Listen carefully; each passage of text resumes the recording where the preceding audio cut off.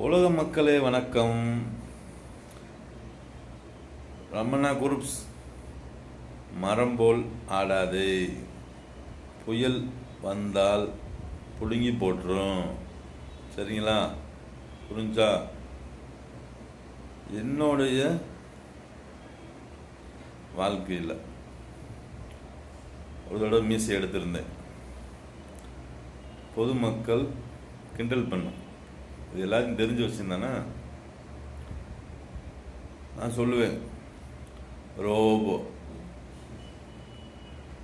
அதோட பேச மாட்டாங்க. சரிங்களா? நான் என்ன சொல்கிறேன்னா, ஒரு குடும்பத்தில் தீ பிடிக்குது. அப்போ ஒருத்தரை காப்பாற்றணும். சரிங்களா?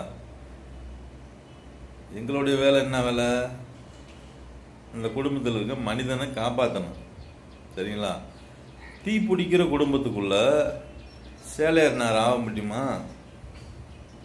துணியை ராவி அந்த பொண்ணுக்கு எடுத்து கட்டி நான் கூட்டு வர முடியுமா? இது தவறுன்னு சொன்னது யாரு? அவர்கிட்ட திருப்பி போய் கேளுங்க. சரிங்களா? நம்மளுடைய பயணம் அதான். நீங்கள் உங்கள் உடம்புல துணி இருக்கா? நீங்கள் என்ன ஜாதி? நீங்கள் என்ன குலம்? இதெல்லாம் எனக்கு தேவை கிடையாது. ஏன்டா நாங்களாம் ரோபோ. சரிங்களா? உண்மையா பொய்யா? ஒரு குடும்பத்தில் தீ பிடிச்சி எரியுது. அங்கே ஒரு பொண்ணை காப்பாற்றணும், ஒரு பையனை காப்பாற்றணும். நாங்கள் போய் சேலர் ஆக முடியுமா? சொல்லுங்கள். பேண்ட் செட்டர் ஆக முடியுமா? சொல்லுங்கள் மக்களே. அப்படியே பக்கத்து வீட்டில் வாங்கி போனாலும் அது சேருமா? இது தவறு கிடையாது. ஒரு மனிதனை காப்பாற்றணும், அவ்வளோதான். சரிங்களா? அடுத்து பிச்சு போட்ட ரோபோ.